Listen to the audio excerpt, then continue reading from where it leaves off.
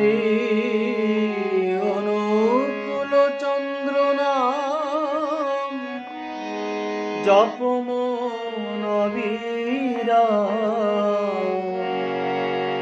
অনুকূল চন্দ্র নাম জপম নবীরাম। শান্তি যদি পেতে চাও ভবে, শ্রী অনুকূল চন্দ্র ছাড়া এই ত্রিভুবনে